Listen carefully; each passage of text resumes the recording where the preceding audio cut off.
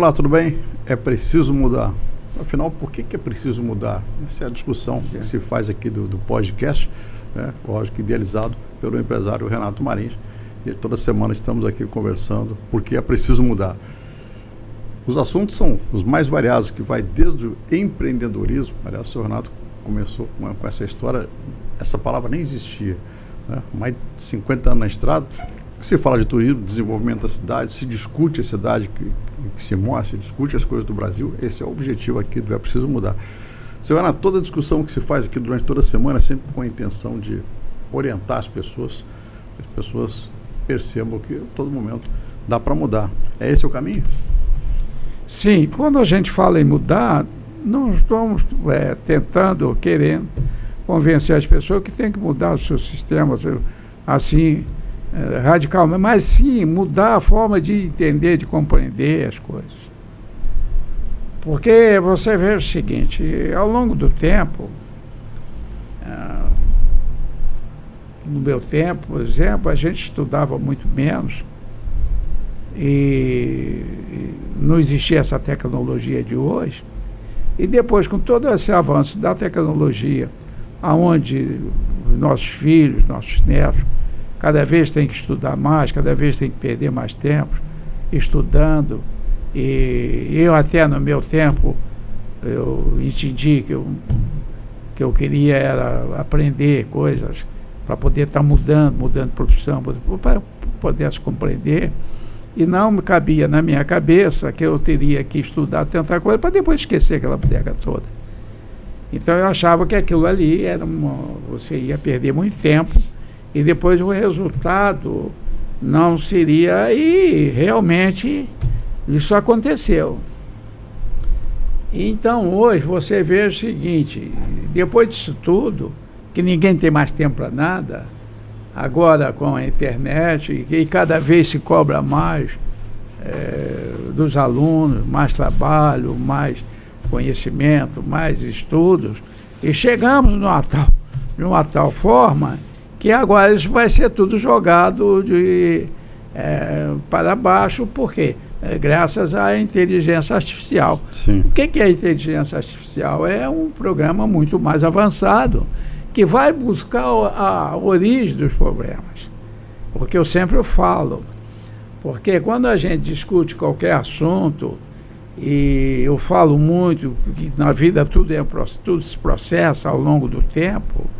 Por quê? Porque é aquele tempo que você tem que dispor, não é? Para você pensar e poder também ir para um lugar onde você tem uma boa natureza e que você pode fazer o quê? Meditar. Então a meditação hoje não está muito acontecendo. As pessoas não estão meditando.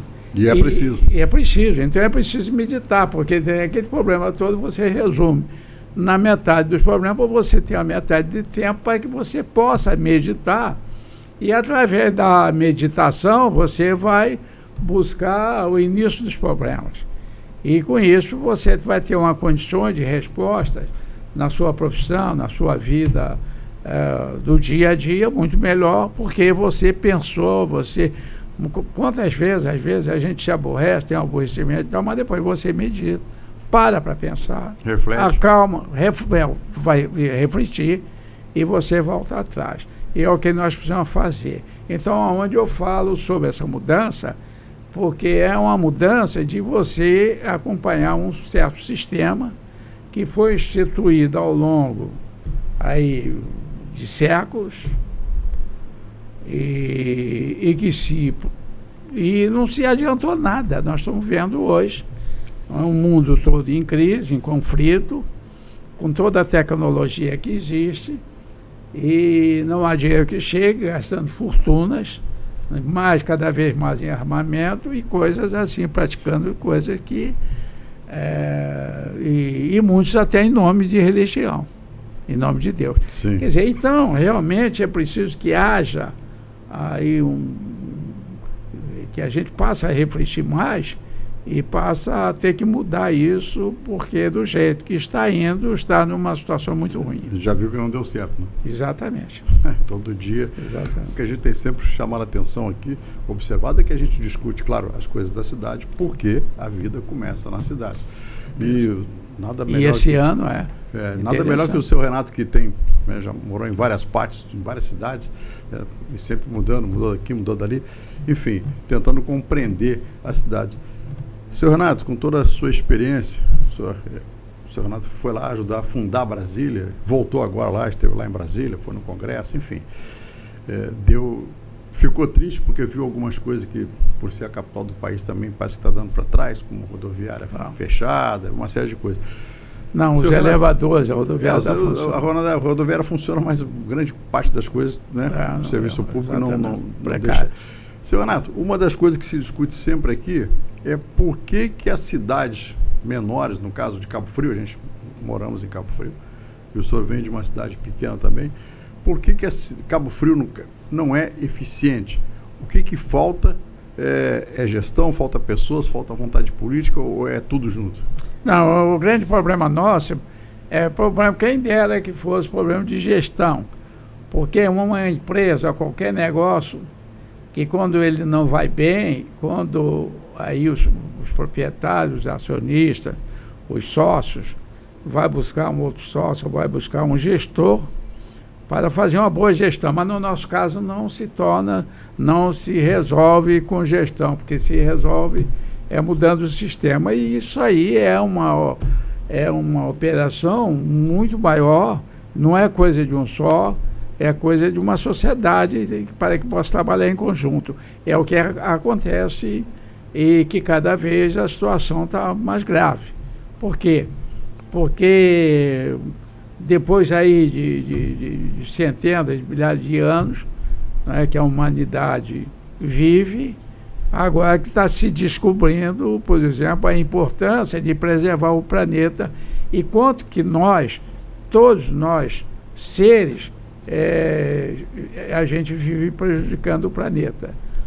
A própria tecnologia, que seria voltado para o interesse e para melhorar condições de vida humana, às vezes piorado a situação assim para uma maioria. Porque quando uma maioria, por exemplo, anda de avião, a poluição... Nossa. Aliás, a maioria não, uma minoria anda de avião traz uma poluição para o planeta, uma coisa terrível. Hoje é um dos transportes que mais polui, além dos carros, que são a queima dos combustíveis fósseis, e aonde nós estamos chegando à conclusão que tem que mudar.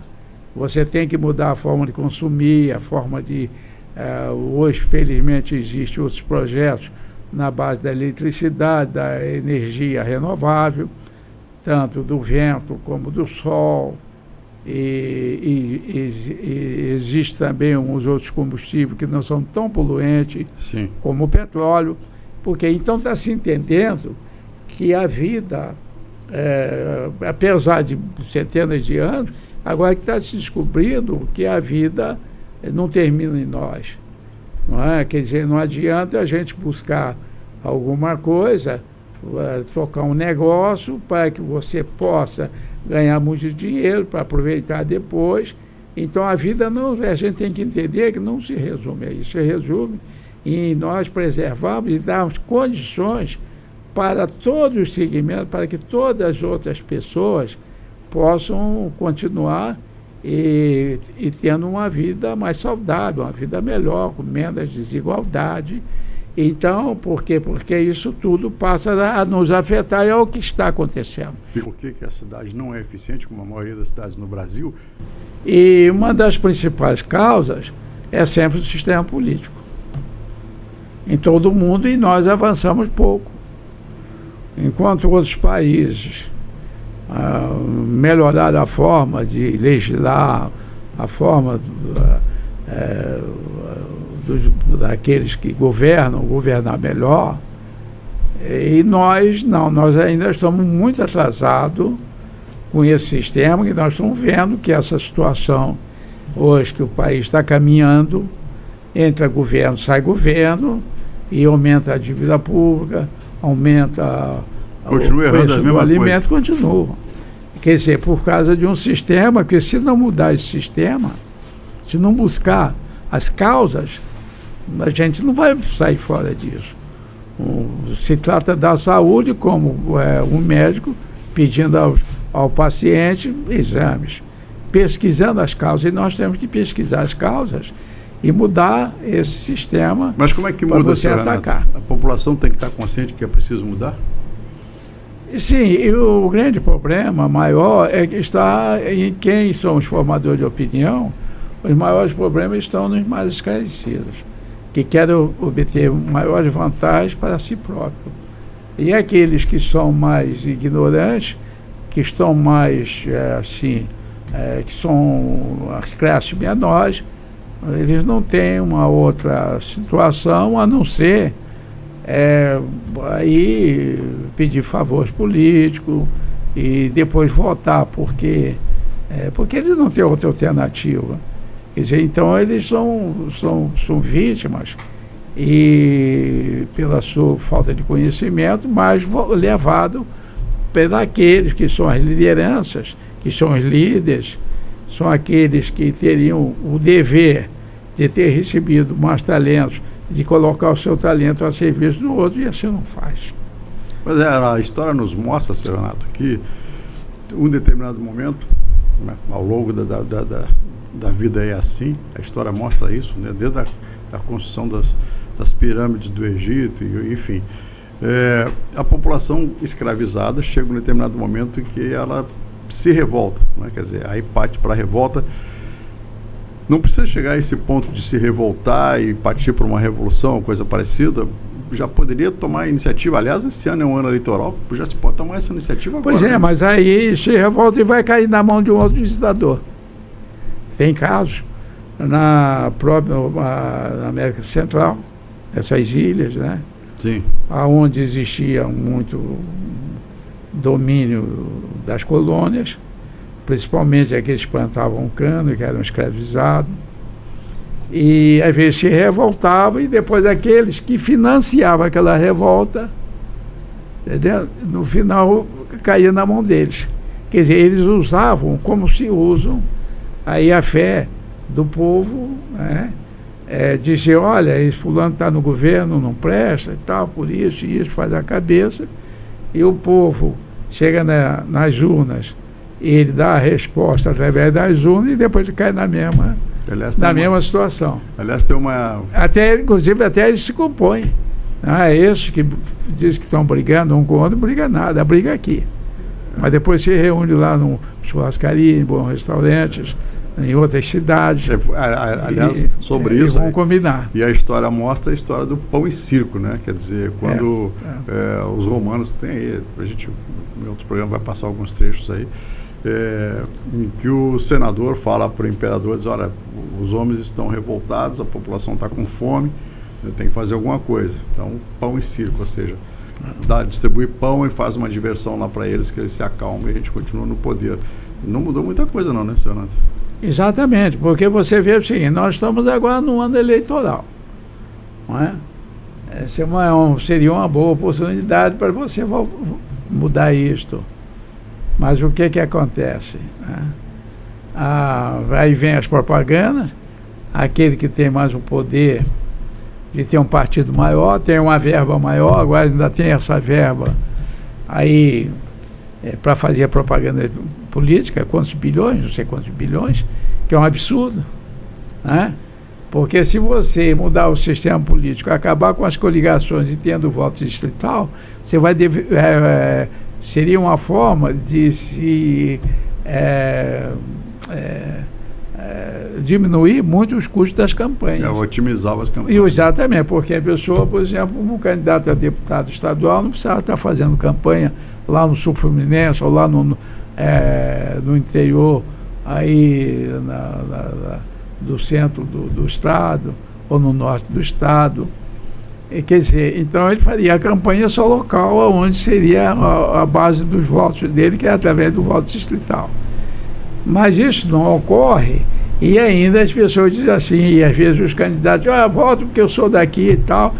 e o próprio sistema político, que vem as coligações, daqui a pouco ele também é eleito porque você votou para ter um representante local, e ele é afastado aí por interesse ou para que um governador nomeie ele como um secretário, e e entra lá um suplente dele que é lá do município lá, gente que nunca viu falar e que nada vai fazer por essas pessoas. Então que na verdade não nos representa. Exatamente, que o próprio sistema que fala sistema democrático, sistema é coisa nenhuma.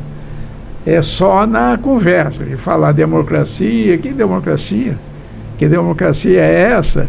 Que aí eles mudam as leis, quem está no poder passa decretos assim, não respeita o contrato. Muda a regra do jogo. Muda a regra do jogo em plena acontecimento das coisas, quer dizer, no meio do caminho, quer dizer, há uma negociata muito grande através das leis, das emendas parlamentares, né? No caso do Congresso, onde esses deputados precisam daquela verba para desenvolver um projeto na sua cidade, na sua região, e ali troca aquilo através de um voto aí que o governo pede em troca, e assim vai. Quer dizer, então, que democracia é essa? Que democracia é essa que... Começa a negociação. Exatamente, porque muitos direitos... Se negocia já não é um bom sinal, né? Exatamente. Quer dizer, então, existe um sistema aí que já vem errado de muitos anos, de muito tempo. O sistema está viciado. Viciado. E quem está fazendo parte desse jogo não quer mudar. Não é isso? Não quer mudar porque se mudar, por exemplo, você não vê, agora nós estamos em ano eleitoral, você não vê aí um candidato aí, talvez a prefeito, talvez a vereador, que diga assim, olha, se eu entrar lá, eu vou reduzir o número de secretarias.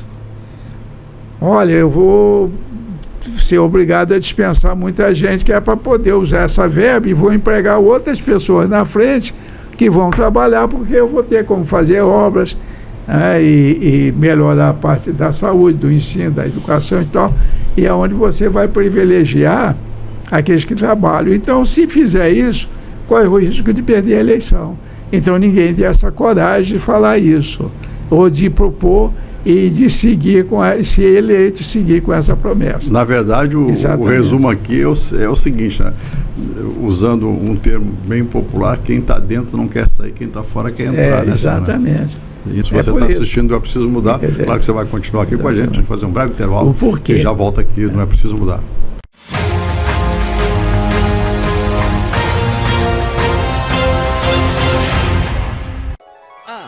É feita de superação e conquistas. Para alcançarmos a vitória, precisamos passar por obstáculos, ser forte e nunca desistir.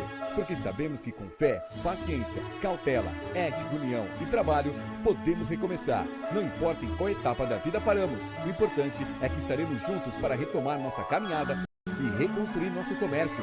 Boas festas e feliz ano novo! Padaria Remar, desde 1987, deixando nossas vidas mais saborosas. O Brasil é um dos países mais desiguais do mundo e tem milhões de pessoas que sofrem com essa pobreza. As desigualdades não se limitam à diferença entre ricos e pobres. Temos também um abismo das diferenças entre homens e mulheres, negros e brancos. São diferenças salariais, mas também de direitos, puxados pelo racismo e machismo. Reduzir essas desigualdades é fundamental para que todas e todos tenham acesso a direitos básicos, como saúde, educação e moradia. Erradicar a pobreza e reduzir as desigualdades são princípios da nossa Constituição. Essa é a nossa agenda e pode ser a sua também. Nos ajude a tornar a sociedade brasileira mais justa, menos desigual.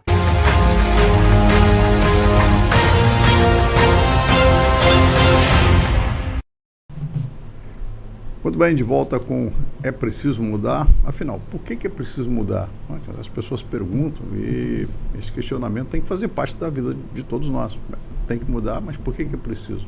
Para nós encontrar novos caminhos, encontrar novas alternativas e até, muito se fala em sair do buraco. Para sair do buraco você precisa mudar. Seu Renato, com toda a sua experiência, A gente percebe em todas as discussões, o jornalista tem essas vantagens, né? Hoje você está aqui, amanhã está em Brasília, está no Rio, está com o governador, está com, enfim, a gente tem uma longa estrada. O que está muito claro, principalmente nas cidades, é que nem os políticos e nem a sociedade para pensar sobre a cidade. Falta isso, por que eu estou falando isso? Porque o senhor Renato lá atrás dizia o seguinte: pô, essa cidade aqui não vai desenvolver muito, eu vou para uma outra mão um pouco maior, sempre procurando, olhando, como a gente já mostrou em outros programas aqui, quando o senhor Renato decidiu montar aqui esse empreendimento, né, que hoje está no centro da cidade, ouviu de tudo, né? Isso não vai dar certo e tudo mais. Hoje é uma das coisas que mais deu certo em Cabo Frio, exatamente o prédio da Remar. O senhor enxergava a cidade, as pessoas não estão pensando na cidade? Pois é, porque como eu comentei anteriormente, no início do programa, você vê o seguinte: tudo é uma sucessão de acontecimentos. Então nós temos que ter a capacidade de entender isso. Porque o resultado é o seguinte: o que é a inteligência artificial? Coisa que não tem nada de artificial, é a inteligência certa. Porque é a soma, em vez de alguns problemas, ou de dezenas, é de milhares de pesquisas que vão ser feitas numa velocidade tão grande. Você olha até buscando a nossa origem, o médico vai olhar. Os problemas são os mesmos, né? São os mesmos.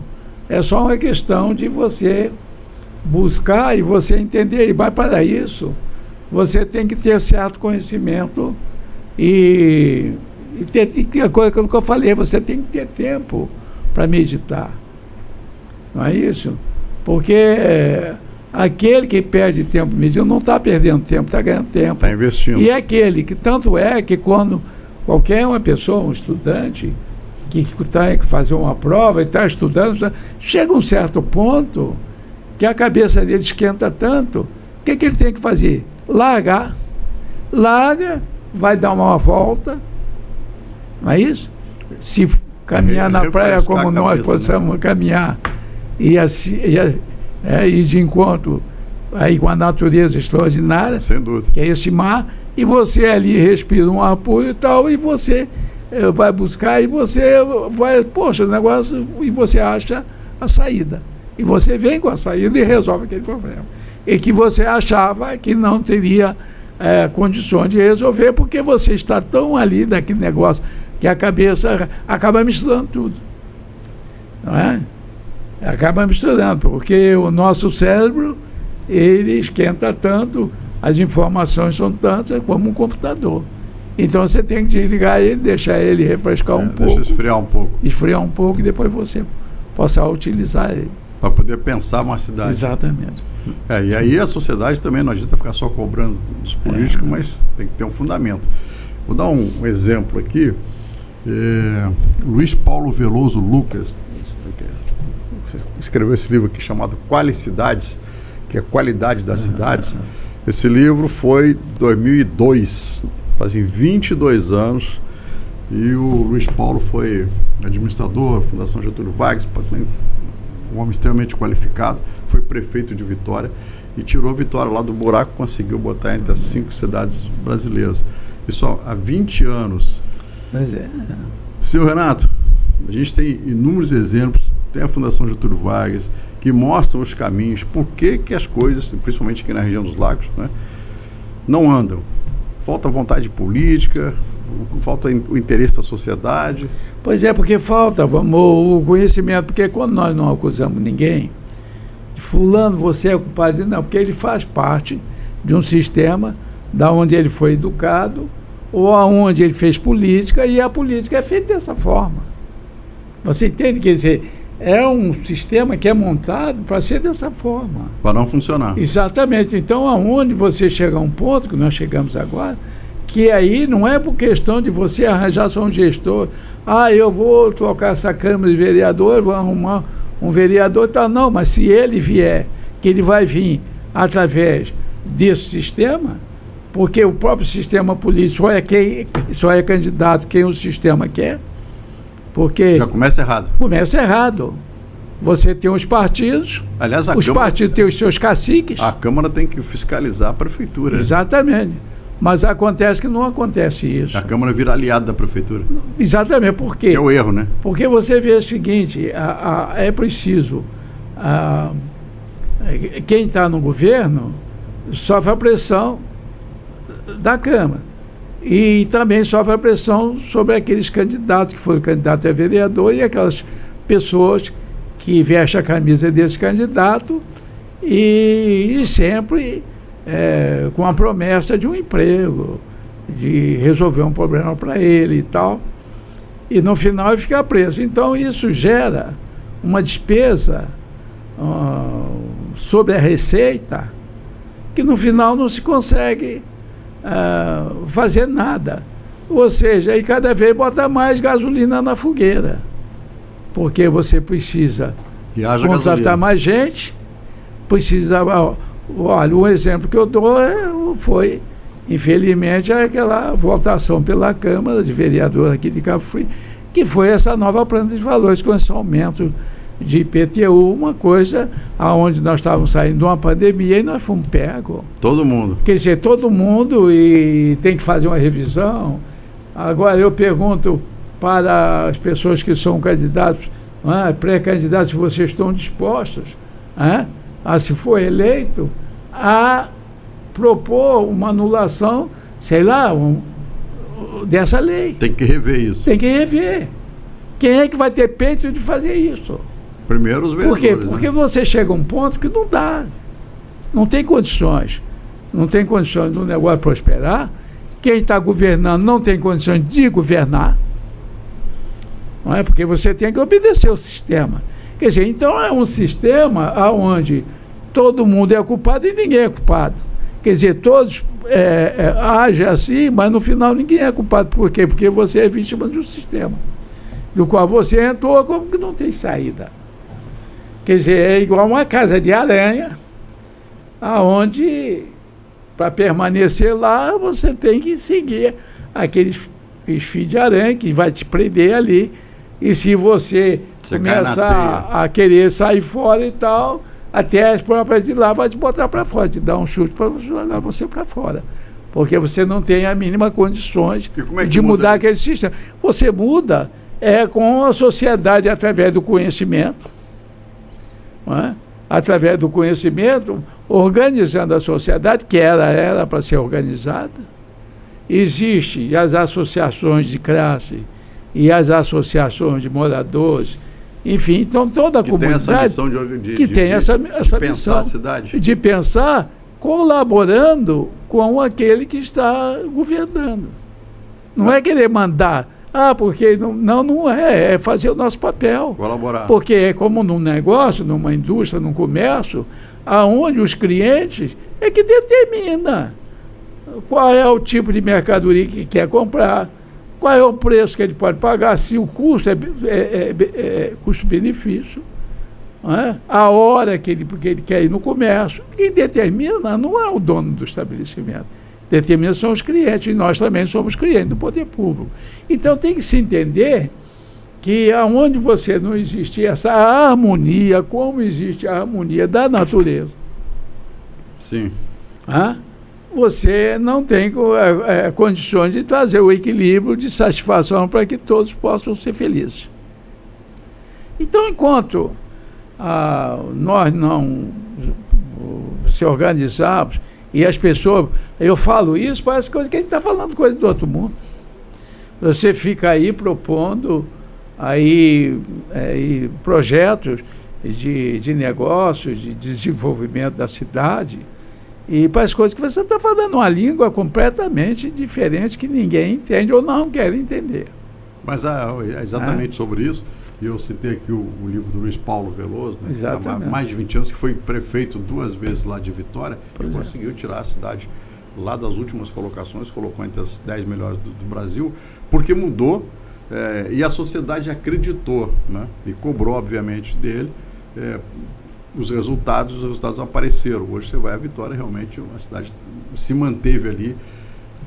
Falta isso? Falta a sociedade se organizar? Falta. Uma das principais causas nossa é o fraco desenvolvimento do sistema educacional brasileiro. Porque a educação é tudo. Você preparando uma pessoa, não é, com conhecimento, não tem ninguém que vai esperar essa pessoa no negócio como empregado, porque é o conhecimento. Porque a pessoa que obtém o conhecimento, ele obtém a sua liberdade. E a liberdade vem através do conhecimento, da educação. Não é? Quer dizer, então parece que está muito claro que não interessa da educação para as pessoas não ficar sabendo, né? Não interessa.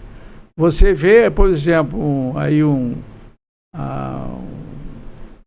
cargo, por exemplo, de uma secretária de educação, deveria até ser aí, vamos dizer assim, ser eleita pela população, não é? Ou pela classe, por elas mesmas, e não, isso é um cargo político. Quando alguém começa a trabalhar, fazer alguma coisa interessante, mas é preciso cumprir aqueles acordos políticos, e então se remove e se troca aí uma secretária, um secretário, assim, um ministro, troca tudo. Quer dizer, então a coisa não anda. E depois seguinte, não há um segmento. Sim. Porque essa diferenciação de partido é preciso que haja a ideologia de cada partido, claro, e tal, mas para o bem, não é? Voltado para o interesse de todos. O Brasil tem 29 partidos políticos inscritos no TSE aptos nessas eleições. 29. Era mais. Isso porque foi feita uma mini reforma 32, aí que veio a tal cláusula de barreira, eliminou alguns tiveram que se juntar. E tem mais um outro tanto ou mais do que isso em fila de espera para se legalizar. Quer dizer, então... A chance de dar certo é mínima, né? Exatamente. Então você vê o seguinte, o problema está no sistema. Então nós temos que ter candidatos a vereadores e a prefeito que digam que vai trabalhar juntamente, fazer governo comunitário. E essa comunidade também tem que ter isso para até que possa fiscalizar. Porque quem fiscaliza o nosso negócio são os nossos clientes. Quer dizer, a população... Os nossos clientes. Você começa a vender um produto. Quando aquele produto começa a encalhar, você como um bom empresário, observador, você começa a observar, por que isso não está vendendo? Não é isso? Sim. Quer dizer, aí países adiantados faz pesquisa para daqui a 2, 3, 4, 5 anos o que as pessoas mostram que vão consumir. Claro. Não é? Quer dizer, então é preciso que haja essa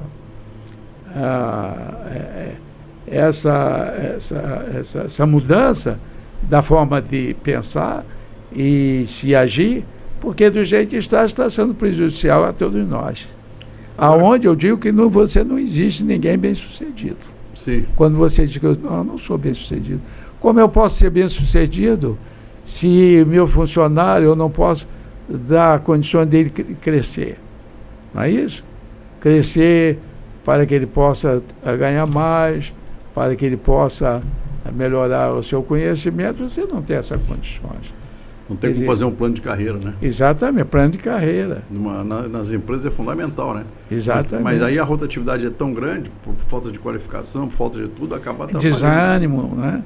O próprio problema hoje de saúde, nós estamos num problema muito difícil, tanto é que cada vez se abre mais farmácias. Sim. Né? E principalmente aí com remédios remédios controlados para nervo, né? Outros começam a ingerir álcool e outras drogas piores ainda, como saída. E não existe saída. Não, porque a vida é feita de problema. E os problemas são para resolver. E quem não tem problema não vive. Porque essa que é a grande vitória nossa, satisfação, é você levantar com o problema e tentar resolver. Exatamente. Fazer a sua melhor forma possível para você resolver ao todo ou em parte. E existe essa interação onde todos nós somos diferentes uns dos outros. Claro. Então existe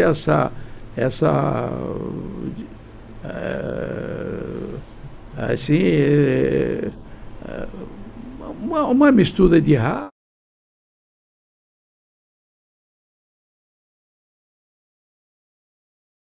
Faz Esse é o parte segredo da vida, né? Exatamente, isso faz parte. É o equilíbrio, né? O equilíbrio, isso faz parte. Por quê? Porque acaba. Você quer ver uma coisa? A época que nós tivemos aí em Copa do Mundo aí, tivemos 2 grandes craques, foi quem? Foi Pelé e Garrincha. Tinha outros bons jogadores, mas disparadamente, sem denegrir ninguém, porque nós tínhamos bons atletas naquela época, a Copa de 58. Sim. Né? Depois 62, que Pelé teve lá um problema e parece que só fez um jogo, depois Garrincha caiu o resto no lugar do Pelé. Exatamente. Então é preciso que você faça uma equipe dessa forma, que você tenha um outro muito bom, você tem um outro bom, mas não tão bom quanto o primeiro, ou os 2 parecidos, depois vem o terceiro e lá vai. E até aquele, quer dizer, todo mundo faz falta, não é? Quer dizer, você faz como havendo o técnico é quem vai buscar o equilíbrio, mas como é? Qual é o melhor ganho que ele consegue nisso? É o técnico que consegue fazer com que o jogador treine mais, tenha mais disciplina. E trabalhe em equipe. Ele trabalha em equipe, se integre mais, quer dizer, que motiva a equipe, que tem que ter motivação, exatamente. Até os burros mesmo ali, nós estamos vendo ali não é isso? Nessa imagem, quer dizer, a corda era curta, né? E, bom, vamos fazer força. Né? Vamos esticar a corda, mas não chegava. Cada um puxa chegava quase, mas não chegava. Depois tiveram que pensar e combinar, né? Quer dizer, combinar os 2, combinaram um com o outro. Tem que pensar no coletivo. Exatamente, coletivo. E aí ela resolveu o problema. Então a vida, e eu creio com essa inteligência artificial, como um ganho, vai ser um grande ganho da humanidade, sabendo usar. Por quê? Porque vai favorecer que nós possamos ter mais tempo. Não é? Por quê? Porque a pessoa vai ter a resposta. Não é? Quando ele precisar pesquisar alguma coisa, a resposta é muito rápida. Então ele vai ter mais tempo para conviver mais em família, conviver mais com os amigos, e nós vamos ganhar muito porque eles vão ter condições de aproveitar mais a vida e passear mais, e principalmente na praia, no nosso destino, aqui em Cabo Frio. Usar as belezas naturais. A gente tem falado aqui no É Preciso Mudar, claro que a gente toca em todos os assuntos, porque todo dia é preciso mudar, a gente acorda com essa missão de mudar, né? A gente tem essa chance, na verdade, né? O poder superior nos dá todo dia. É preciso mudar. A gente vai fazer um breve intervalo. Não sai daí que a gente vai para o último bloco conversando aqui e você vai entender por que é preciso mudar. A gente já volta.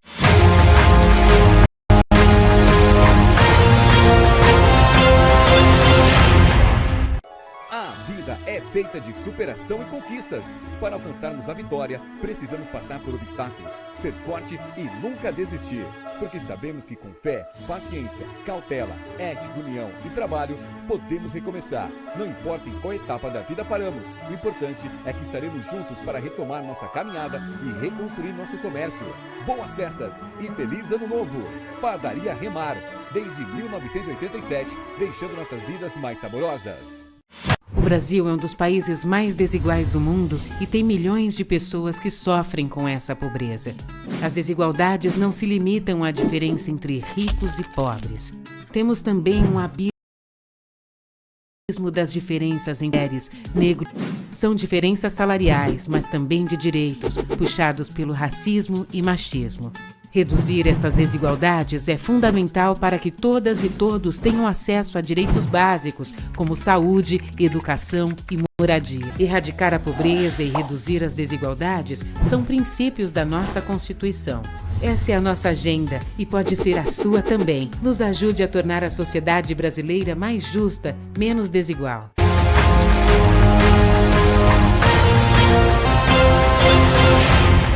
De volta com É Preciso Mudar.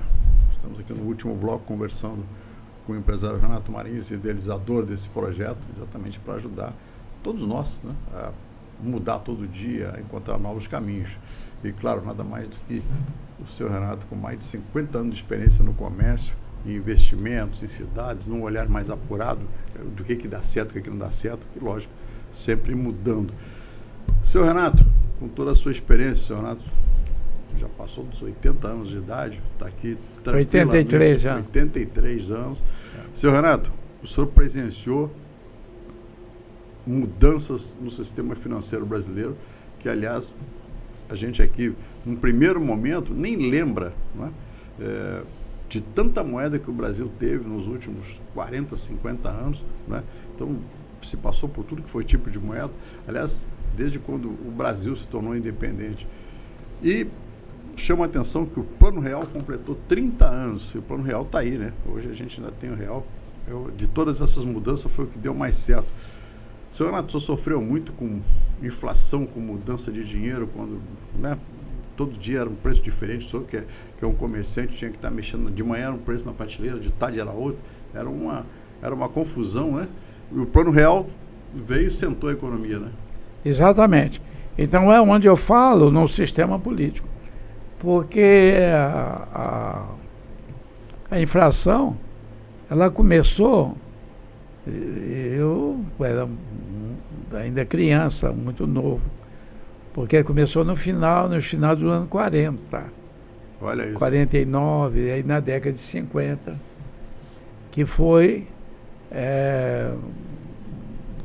após o governo Getúlio Vargas, veio o governo do general Eurico Gaspar Dutra, porque já existia lá atrás umas questões políticas e os militares, e às vezes tinha que estar querendo botar ordem, e, enfim, às vezes existia assim uma certa, não estou aqui dizendo se tinha razão, se não tinha, eu não tenho essas condições, que a minha idade eu não tinha conhecimento sobre ela, porque eu tinha 9 anos, 40 anos.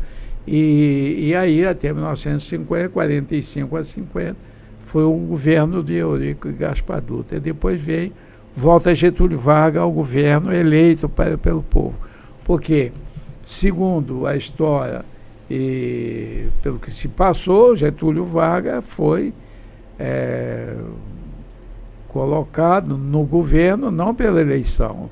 Ele perdeu a eleição, mas depois houve um descontentamento, disseram que a eleição tinha sido fraudulenta, que houve aquele crime lá da Paraíba, do João Pessoa, que era candidato a vice-presidente, juntamente com Getúlio Vargas, disse que ali foi um crime político, e não foi nada daquilo. Me parece, pela história, que foi um crime passional. Mas se usou isso, porque os políticos às vezes usam de tudo. Lógico. Agora nós estamos no ano eleitoral, se usa de tudo quanto é arma, para atingir os seus objetivos. Então, ali, em 1950, volta Getúlio, mas com todos aqueles problemas que houve um governo assim, muito assim, com muitos problemas, né, políticos, muitas crises. Em 1954, ele vem ao suicídio, depois aí tomou posse o vice-presidente Nereu Ramos, que ficou pouco tempo, depois ainda veio a falecer, depois foi Nereu Ramos, teve também Café Filho, enfim. Bom, aí em 55 veio Juscelino. Então, Juscelino, queira ou não, mas a meu ver, foi quem desenvolveu o Brasil, embora tenha trazido inflação para o país. Mas houve inflação, mas houve também ganho. Por quê? Porque aquilo que se gastou inflacionando o país, ou sendo, fazendo despesa maior do que a receita, mas na frente houve um ganho porque aumentou muito a geração de energia elétrica, a construção de estradas, as fábricas de indústrias básicas como aço, cimento, sim, enfim, ele construiu além de Brasília, desenvolvendo o Centro-Oeste, que é o estado de Goiás, e aí trouxe muito desenvolvimento. Então, na frente, aquela inflação, aquele gasto, porque é a mesma coisa quando a pessoa não tem recurso, apanha um empréstimo. O empréstimo é a base de todo segmento de negócio. E quando você pega aquilo e investe, e aquilo passa a gerar emprego e a gerar receita, quer dizer, então houve um ganho. O investimento se exatamente, paga. Aí houve isso até 1900, ele sai, aí depois ele governa até 1960, né, com promessa, ele se candidata a senador por Goiás, e depois falava em ele voltar em 65, que naquele tempo o mandato político era de 5 anos, que deveria voltar. Nada de reeleição, e um mandato de vereador, prefeito, governador, presidente da República, é um período de 5 anos que eu acho que é o ideal. E aí depois vem todas aquelas crises políticas, né? O governo, na época do João Goulart, que era vice, que assumiu na renúncia do governo de Jânio Quadros, que governou só 7 meses. Sim. Não é isso? Renunciou ao cargo, aquilo foi pego. Eu estava em Brasília nessa época, nós tivemos aquela surpresa que, de repente, com apenas 7 meses de governo, não quero mais. Exato, houve aquela renúncia. O presidente da República depois veio, mais. Exatamente, veio aquela questão. Imagina isso. Exato. Aí já começou ali a inflação e foi disparando, porque o governo sempre procurava querer manter a economia por decreto. Dar uma canetada, olha, o açúcar vai custar tanto. E não é assim que funciona a economia. Não funciona. Né? Por quê? Porque, às vezes, que ser livre. Mundialmente, a cotação do açúcar aumentava no mundo, e tinha exportação, e às vezes o custo da produção não era de acordo, e com isso sumia. Não só açúcar, como muitos gêneros alimentícios. Não, lógico. Sumiram. As pessoas que eu lembro, exatamente, as pessoas com dinheiro na mão não tinham o que comprar. Não tinha. E depois, naquele tempo também, nós não tínhamos a produção agrícola que nós tínhamos. Naquele tempo nós tínhamos agricultura aí muito forte, era no Rio Grande do Sul, aí Paraná, café, né? Muito café, São Paulo, e depois você tinha no estado do Rio, nossa região de Campos com cana-de-açúcar, e também Alagoas e Pernambuco. Isso aí é a procura. Então você não tinha, exatamente. Então isso aí começou a disparar uma inflação muito grande, e foi aonde o povo se empobreceu mais, foi com o regime inflacionário. Então a inflação, quem é mais penalizado com a inflação é o mais pobre. A gente vai ver aí, tem um filmezinho das moedas, olha, né? Do que passa, aliás, o seu Renato, claro, como comerciante. Olha, o mercado, as máquinas de etiquetador. Só gastava mais de etiqueta e de máquina. Poxa, que se comprava de etiqueta. Só quem ganhava o cara. Exatamente. Não, e depois o seguinte, e o consumidor não tinha como descobrir quem estava vendendo mais barato. E aí houve os planos, né? Aí foi o plano Sarney, onde houve o congelamento.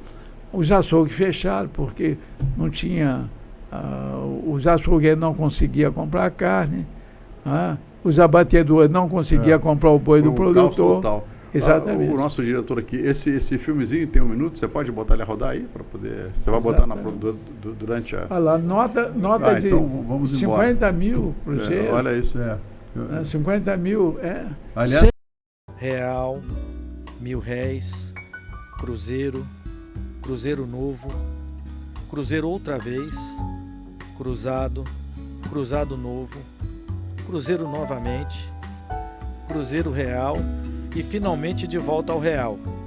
Se incluirmos os cortes nos zeros e dos centavos, o Brasil teve 12 unidades monetárias diferentes em toda a sua história.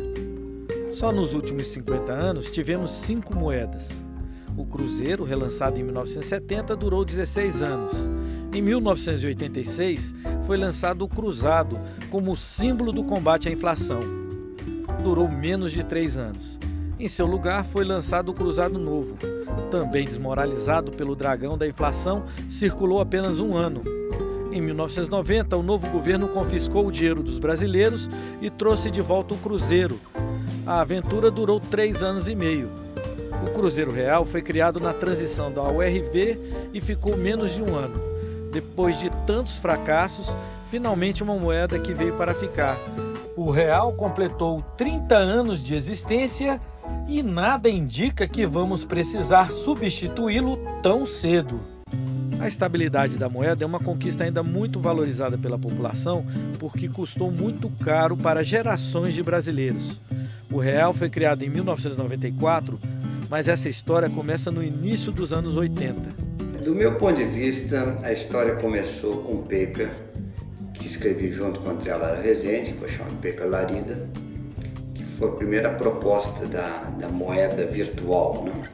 Que depois virou a ser o RV. O Brasil enfrentava naquela época uma inflação de 200% por ano, que para os jovens de hoje é um número absurdo, mas o Brasil veio numa escalada. Quase 10 anos depois da redemocratização, o Brasil tinha passado por uma sucessão de planos econômicos fracassados e estava no final do governo Itamar, que assumira depois de um traumático processo de impeachment. A inflação superava a casa dos 2.000% e o salário mínimo no Brasil era mais de 4,5 milhões de cruzeiros reais. Infelizmente, às vezes é preciso que uma determinada situação se agrave e mostre a sua face mais dura e mais cruel para o país conseguir mobilizar vontades, corações, mentes, apoio político, coalizão de forças para dizer, olha, nós não podemos continuar vivendo desta maneira. O real foi criado num contexto muito especial da nossa história. A população cansada de aventuras, o Congresso paralisado com o escândalo dos anões do orçamento e um acúmulo de experiências que permitiu construir o caminho que iria finalmente nos livrar do círculo vicioso que atrasava o nosso crescimento. Primeiro, o país cansou dos vários congelamentos de preços. Então, o anúncio que nós não iríamos fazer congelamento de preços era crível. Segundo,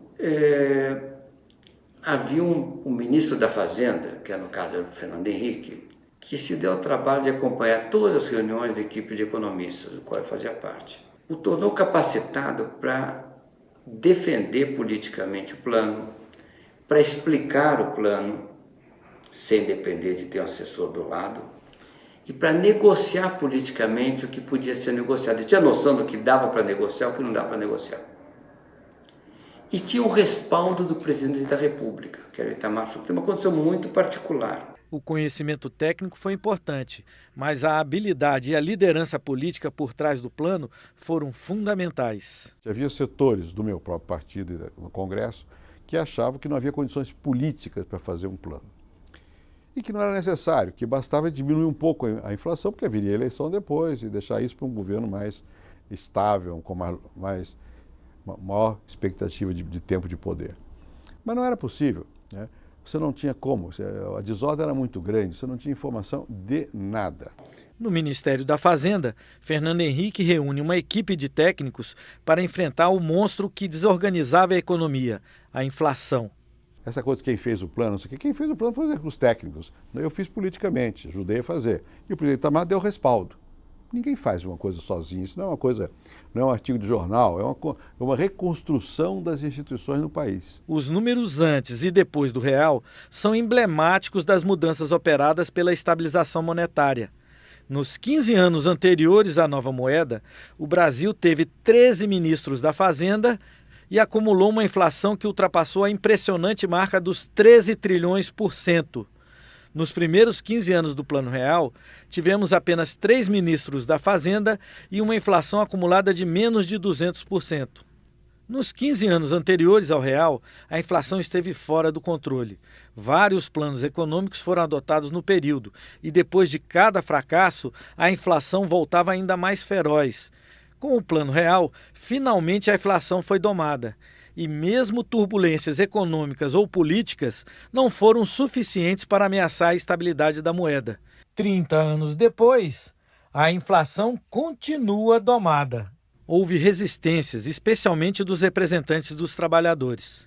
A reação do nosso partido e da nossa central e do nosso movimento sindical contra o Plano Real foi porque ele consolidou o arrocho salarial. A diferença salarial continuava grande, quem ganhava pouco continuou ganhando pouco, porque não bastava controlar o preço e manter o salário lá embaixo. Mas mesmo esses também reconheceram a importância da estabilidade. O controle de preço, que resultou no controle da inflação, foi uma coisa boa. A maior dificuldade, no entanto, era a desconfiança pelos erros passados. Na economia a gente aprende. Resultado, os empresários saindo de um congelamento já subiam rapidamente seus preços para ter gordura quando houvesse o congelamento seguinte. No caso do Plano Real, a primeira coisa a dizer foi avisar a população que não ia ter congelamento nenhum e que tudo ia ser pré-anunciado e que o primeiro passo do programa era um ajuste fiscal. No trabalho escrito 11 anos antes, André Lara Rezende e Pércio Arida previam 2 anos para a implantação da nova moeda. Na prática, o processo levou apenas 3 meses. Em 3 meses, todos os contratos foram voluntariamente convertidos na nova moeda. Quer dizer, houve uma confiança da sociedade, houve quase que um pacto social implícito. Possivelmente daqui a 20 anos a gente vai olhar para as coisas que hoje se fala sobre orçamento, finanças públicas, e vai dizer, puxa, como é que durante tanto tempo a sociedade se auto-enganou e nós deixamos de adotar o que todo mundo adota e já aprendeu e está mais do que amadurecido no resto do mundo para, sei lá por quê. A implantação do real exigiu a superação de vários desafios. Warren Buffett tem aquela frase famosa, né? Você só sabe quem está nadando pelado quando a maré baixa, né? Então existiam bancos eficientes e bancos ineficientes, mas os ineficientes se sustentavam por causa dessa receita. Eles eram sócios da inflação, por assim. Todos os bancos eram sócios da inflação. A estabilização monetária foi apenas um passo no caminho da consolidação de uma economia sólida. Ainda há muitos desafios pela frente. Eu lembro que na época se fez um comercial, né? E que se fala que a pessoa estava comprando no supermercado, né? Quando ela chegava no caixa, que ela terminava de preencher o cheque, falou, não é mais esse valor, já é outro. Já é outro valor. Esse caramba, não consegui. Exatamente. Terminar. O lançamento do Plano Real com os preços congelados, tudo, como foi a surpresa do mercado. Olha aí, pois é, a gente está vendo as prateleiras vazias aí. E deu muito trabalho isso, senhor? E isso graças ao sistema político brasileiro. Você entende que trazia essa distorção e vinha com aquela demagogia, né? Prendia comerciante, enfim, quer dizer, tem que vender, não existe nada que funcione na lei da força, né? Tudo tem que se fazer convencendo, conversando. Aliás, o senhor Renato está falando aqui sobre essa história de você ia num lugar, voltar, na mercadoria não tinha. Eu lembro que eu, gaúcho em Porto Alegre, o Exército tomou alguns lugares, algumas escolas públicas, para ir distribuir feijão, arroz, açúcar, sal. E tinha uma lista, né? Pelo menos isso funcionava, tinha uma lista lá com o nome da pessoa e eles iam nas casas. Então, assim, não adiantava, você pensa que... Então, estava lá a lista no nome do meu pai e que sabia que tinha minha mãe e tinha eu, são 3 pessoas. E quando chegava na sua vez, ele pegava lá pelo nome e dava lá, 3 pessoas têm direito a comer tanto, isso. E não adiantava você tentar querer entrar na fila. Era cota. Você ia preso. Lógico que, mas quem sabe eu tenho 5, 6 filhos, bota na fila do... Né? Sempre quer se dar um jeitinho. O brasileiro é assim. Mas não funcionava, não. Então, o Exército estava lá, você entrava e falava, mas não, está aqui o seu nome, nome? Renato Marinho. Seu Renato, o senhor tem duas filhas em casa, mais a sua mãe, isso aqui são 4 pessoas, então o senhor vai levar isso aqui para comer e você tinha que agradecer, podia... para quem... Foi difícil.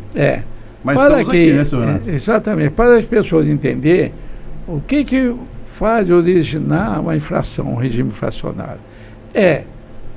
O governo gastando mais do que se produz. Como os governantes tinham o poder de fazer dinheiro através do Banco Central, que não tinha Banco Central naquela época, existia só o Ministério da Fazenda, mas tinha a Casa da Moeda. Então, eles diziam assim, olha, vamos lançar tanto no mercado para poder atender a demanda. Quer dizer, então é dinheiro sem lastro. O que é lastro? Porque o meio circulante, a moeda, ela tem que circular de acordo com o PIB, que é o Produto Interno Bruto.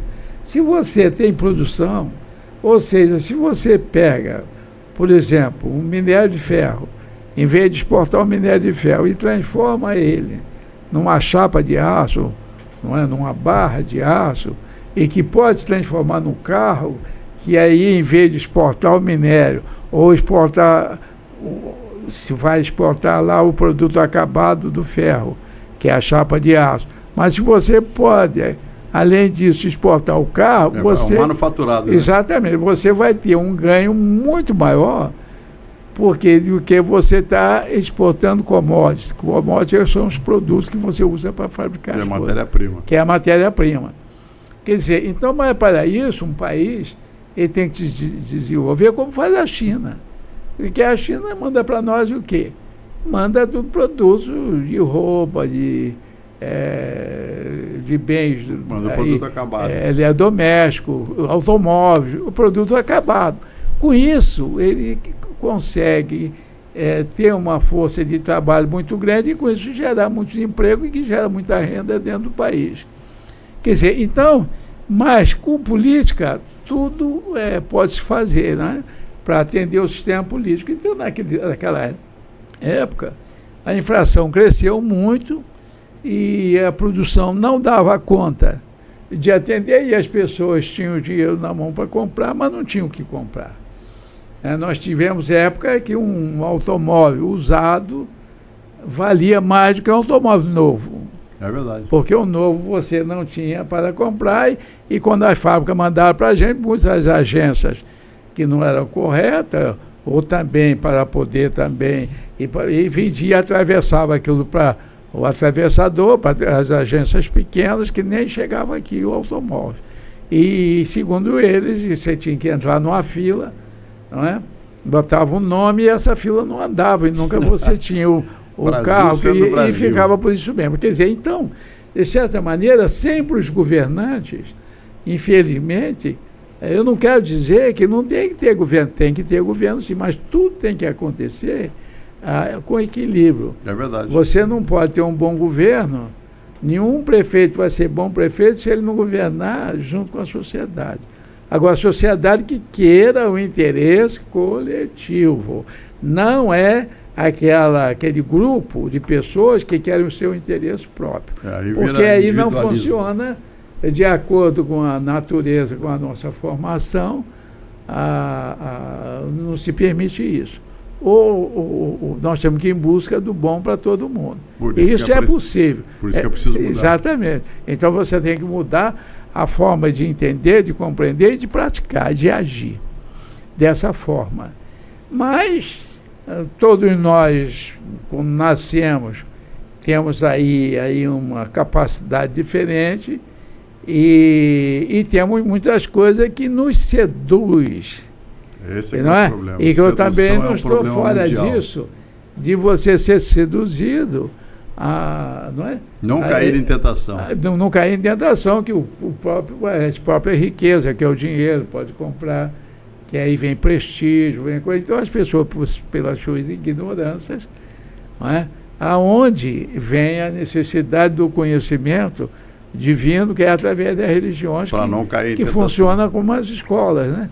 Onde nós aprendemos a ler e escrever, então nas igrejas nós temos que aprender a conviver, a respeitar o outro. Então, de maneira que o Plano Real, quando ele foi elaborado, porque depois de muitos planos que fracassaram, porque eram planos que o governo dava uma canetada, era lei, ia onde fechar bancos, não é? Pegaram o dinheiro de todo mundo, confiscaram o dinheiro, outra época tabelaram, disseram que você era obrigado. Então nada funciona assim. E aí foi que aconteceu, felizmente teve aí uns economistas brilhantes. Que pensaram no país. Pensaram no país, junto também com o que foi, na época, o ministro da Fazenda era Fernando Henrique Cardoso. Tivemos o Itamar, que era vice do Collor, que o Collor foi cassado, e o Itamar realmente nos prestou esse grande serviço que foi aliás, o Itamar, como bom mineiro, seguido andava aqui em Cabo Frio, andando na Praia do Forte. Exatamente. Tinha um apartamento aqui na Praia do Forte. Mas voltando aqui só para a gente, estamos aqui nos minutos finais do É Preciso Mudar, com toda essa movimentação econômica, lógico, chegamos na pandemia e aí todo mundo ficou afetado economicamente também, e agora o governo preparou, né, discutiu, a gente tem falado aqui sobre o PES, que é um programa de recuperação do setor de entretenimento, e o PES, hoje estamos aqui no feriado de abril, né, o PES acabou de ser aprovado lá pelos deputados, agora vai para o Senado, enfim, mas de qualquer forma foi um ganho lá pelo deputado federal. Novamente aprovado, Felipe Carreira, né, foi um dos criadores desse programa. Seu Renato, só para finalizar, a gente vai voltar com outro. Você vai ver as matérias aqui do É Preciso Mudar, direto lá do Senado, nossa produção aqui já, você vai acompanhar, para que você fique atualizado. Emocionante para a gente, principalmente estar aqui reunido com todo o setor que mais empregou no Brasil. Essas pessoas que estão aqui hoje representam milhões de pessoas. E isso é muito gratificante, porque no momento mais difícil do nosso país, onde muitos choravam por não ter como abrir as suas empresas, abrir suas casas de evento, abrir seus hotéis, abrir os seus restaurantes, alguns não abaixaram a cabeça. Vieram para dentro dessa casa e propuseram um programa para manter vivo a dignidade de muita gente, para manter vivo um setor que é a essência do Brasil. Porque quando a gente fala de turismo e olha para o Brasil é um país com potencialidades econômicas que dá inveja para o mundo e principalmente no setor turístico do nosso país. E era necessário não um benefício, um ressarcimento, uma compensação de um setor que foi impedido de funcionar na pandemia. E daí nasce o PERSE, um projeto pensado por todo o setor, de autoria do meu querido amigo deputado Felipe Carreiras, onde muitos olharam para ele e disseram: esse projeto é impossível de aprovar. Mas quando a gente tem um sonho, e a gente sonha sozinho, é só um sonho. Mas quando a gente sonha junto, se torna uma realidade. E esse sonho cresceu. E muita gente veio para cá. Muita gente botou aquela praguinha no peito. Muita gente começou a acreditar que era possível, Doreni. E você teve um papel fundamental nesse sonho. Muita gente ergueu a bandeira e falou: é possível sim. E com competência, com trabalho técnico, com dignidade e com muito suor, isso se transformou em realidade. E não foi fácil. Um projeto que não teve apoio de nenhum governo, que foi vetado por um presidente da República. Nós derrubamos o veto. Tivemos uma medida provisória e mais uma vez encampamos a luta. É a prova de que o brasileiro não desiste nunca. E a gente chegou até aqui pela luta de muitos. A gente sabe que a aprovação desse projeto não é exatamente como a gente queria, mas ele foi construindo, ouvindo cada um, a história de cada um, Laura, de setores que seriam excluídos na medida provisória só por estarem no lucro real, mas que todos os dias pagam a conta de um prejuízo milionário e que não poderiam ser discriminados num projeto. A gente constrói um relatório que chegar nesses 30 quinais, acredite, foi uma negociação árdua, muito difícil, para ajustar o valor de 15 bilhões. Mas cada um aqui teve a sua parcela de contribuição para que eu e todos os deputados aqui presentes, Bruno, Felipe, todos os deputados, pudessem chegar ali na hora e lutar com argumentos técnicos, com números. Quero agradecer muito a Abrap por nos dar os números junto com todas as associações, com a ANR, com os parques, com todos. Não vou citar porque eu estaria sendo injusta. Com todos que se uniram para dar embasamento, para que a gente pudesse chegar na Receita e falar: esses números não conferem. O PERSE precisa se manter vivo. Então, a gente sabe que foi o que foi possível. O relatório hoje ele cria um escalonamento que permite o ajuste fiscal a 15 bilhões de reais.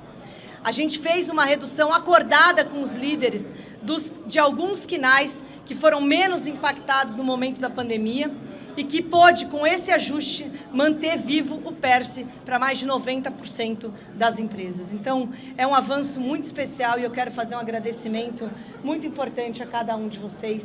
Agora a nossa luta continua no Senado, mas a gente teve um impacto muito positivo com essa medida provisória, que foi a união, como nunca vista na história, de todo o setor. E a gente viu que, às vezes, a gente não gosta da política, mas é ela que está decidindo o nosso futuro. E que, acima de tudo, a gente tem que estar presente nos espaços que decidem o nosso futuro. A nossa gratidão eterna, obrigado, e eu abro para perguntas aos jornalistas. Tudo bem. Todo o ambiente que a gente vive da descrença na política, eu acho que a classe política tem que fazer o seu papel para fazer com que a população acredite na política. A gente está mostrando o que o parlamento brasileiro é capaz de fazer, porque o PS nasceu no parlamento e o PS nunca deixou que fosse encerrado, porque o parlamento não deixou, porque aqui é a legítima casa da representação popular do nosso país. Então, deputada Renata, eu quero aqui dizer que, enquanto autor do projeto, enquanto presidente da Frente Parlamentar do Turismo e do setor de eventos, que você fez um brilhante papel. Você não teve aniversário, na semana passada, no dia 15, Renata estava trabalhando. Eu fui no final de semana para a casa dela, aniversário do filho dela, do Rafinha, né, Gabriel? E ela não conseguiu praticamente curtir, porque ela estava trabalhando no PS, ouvindo todo mundo, crítica, sugestão. E essa Ariana, assim como eu, que está no DNA do ariano, a teimosia. E foi a teimosia que fez com que o PS existisse.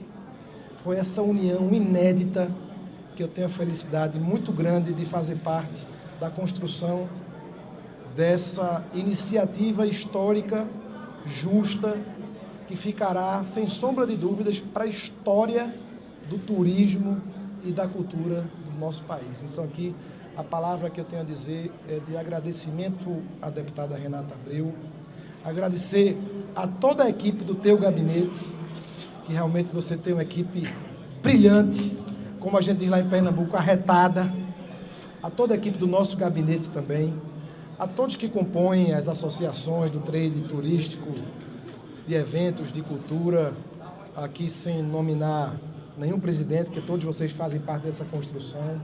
Foi todo mundo desprovido de vaidade que está pavimentando mais uma grande vitória.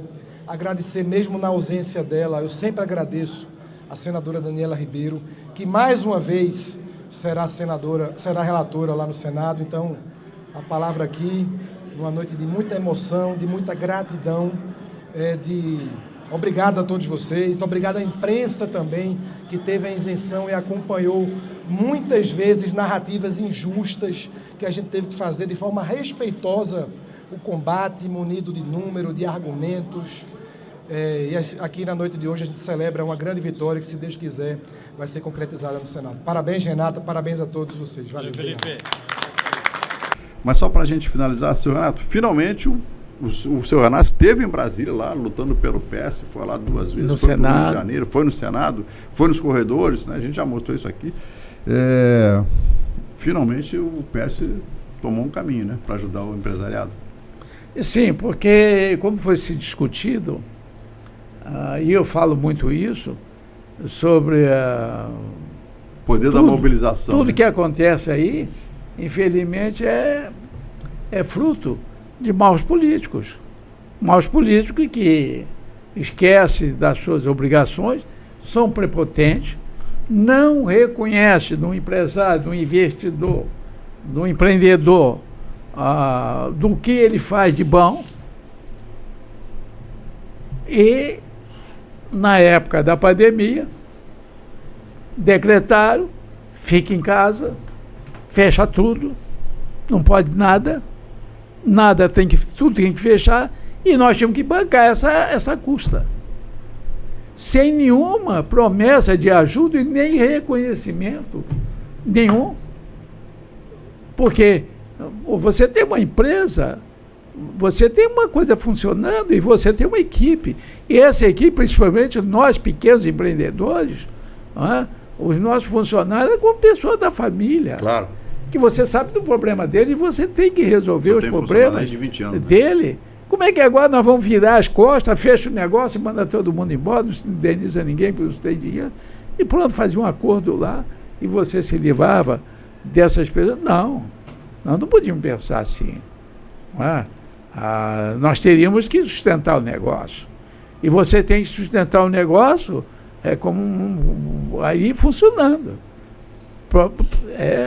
Que a hora que abrir, você dá. E tudo que você fecha se deteriora. Sem dúvida. Não é verdade? Tudo existe conservação, que é mais difícil conservar do que você construir. Manutenção é difícil, é cara. Não é? E mão de obra especializada. Não é? E nós tínhamos que cumprir a nossa obrigação, que é de servir, de trabalhar. Tem o lado social, né? Exatamente. E nós mantivemos nossos negócios. E eu fui autor de uma carta, 2, aliás, uma para a Câmara de Vereadores e uma outra para o prefeito da época, dizendo a ele que aquelas empresas que mantivessem pelo menos 70% da sua, mantivessem pelo menos 70% do seu pessoal trabalhando, para que nós tivéssemos incentivo de sob ISS e IPTU, que não fosse cobrado durante aquele período, não é? O IPTU e o ISS. Uma forma de entender, porque você não estava faturando nada. Claro, ninguém faturou nada. Nem obtivemos resposta. Fiz um e-mail e uma carta. Para a Prefeitura de Cabo Frio e para a Câmara de Cabo Frio. E para a Câmara de Cabo Frio. Nem resposta. Nem resposta. Falta de respeito, né? Falta de respeito, porque não se entende, não se compreende, a ignorância é tão grande, porque não se entende. E aí fica em casa, ninguém anda, para onde, para tudo.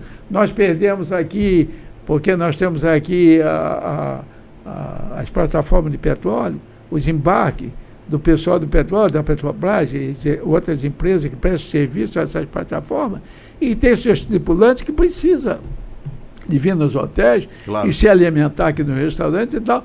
E fecharam. Eu tenho um e-mail guardado mandando evacuar o meu estabelecimento. Evacuar, botar todo mundo para fora. A Embúzios ouve isso. É verdade. Lembra? Macaé ouve. No final de semana, dando prazo a todo mundo de ir embora. Gente, um hotel é o prolongamento de uma residência das pessoas. Se num prédio tem alguém doente, você vai botar todo mundo na rua? Olha que coisa. Com toda a tecnologia de conhecimento, e as pessoas que fazem são pessoas que estudaram, formado. Formado em quê? Ignorância, prepotência. Achando que o empresário é um ladrão, que não faz nada, é um vagabundo. Virou inimigo. Inimigo. Quer dizer, e não levou o quê? Ao endividamento. Porque o capital tem que ser colocado cada vez mais a serviço do negócio. O negócio cada vez exige mais, você melhora.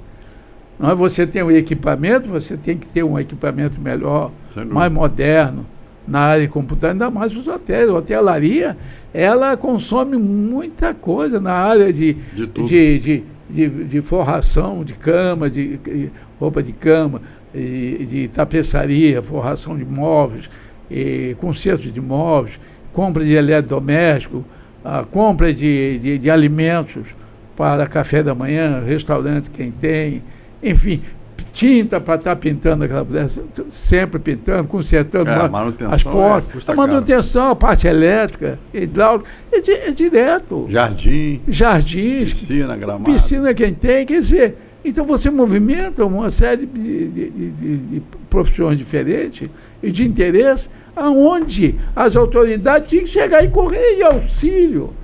E nós fomos os primeiros a fechar e o último a sair. Depois ainda veio lá uma outra leva, lembra disso? Sim, claro. Então aqui abrindo, fecha tudo. Tivemos que devolver. Nós tínhamos já pacote para a Semana Santa já vendido. Isso em 2020. Um sinal depositado. 2020, porque em exatamente. março e tivemos que devolver. Em março de 2020. Por quê? Porque o pacote você pode trocar a data, claro, para que a pessoa possa pegar uma outra. Mas a pessoa disse, não, mas eu não quero, a gente está precisando do dinheiro. Lógico, e eram pequenas momento. agências de turismo, grupos, e nós tivemos que devolver essa importância. Quer dizer, então nos levou a uma situação terrível. Não é? E isso prejudica todo mundo. Ora. E agora, finalmente, aprovaram o plano Pérez aí, que dá uma redução. Não, esse plano tinha sido aprovado. Sim. Não é? Agora é manutenção. No governo federal passado, o Jair Bolsonaro. Foi aprovado. Até esse plano durante 5 anos, até 2027. O setor de eventos, por exemplo, você lembra?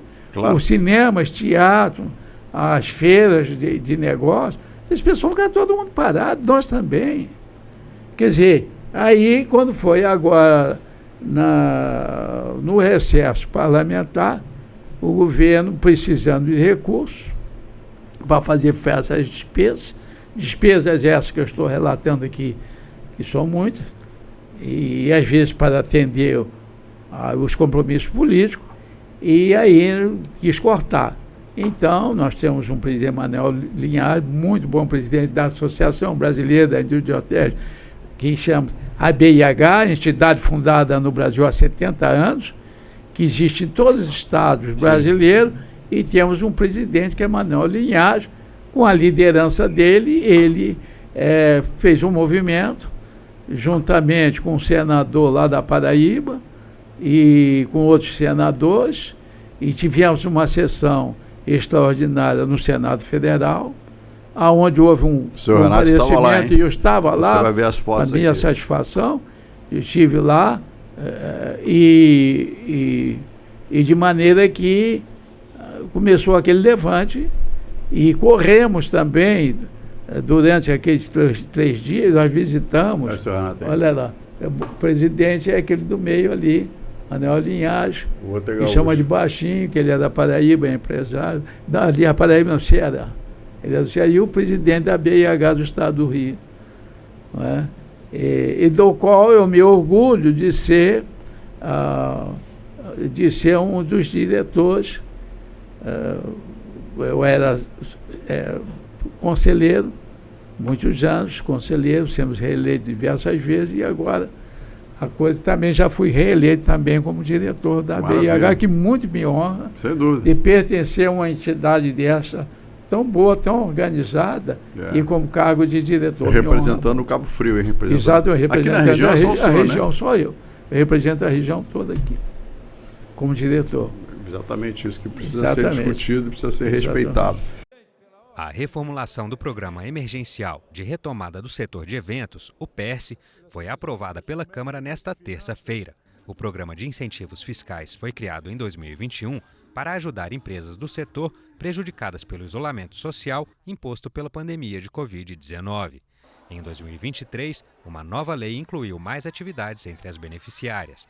Já pela reformulação aprovada nesta terça, de relatoria da deputada Renata Abreu, do Podemos de São Paulo, o número de atividades contempladas pelo PERSE diminui de 44 para 30. No meu relatório principal, eu mantive os 44 quinais.